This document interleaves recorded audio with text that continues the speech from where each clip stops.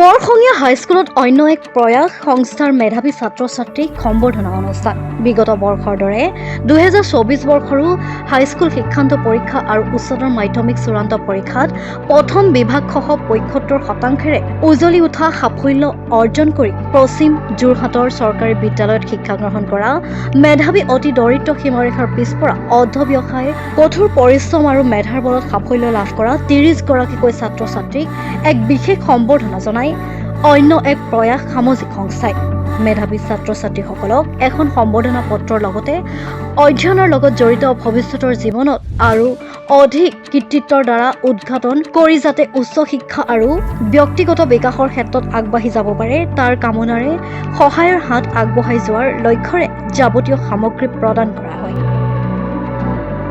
যোৰহাটৰ পৰা জগত নিয়োগৰ ৰিপৰ্ট মাই নিউজ এন।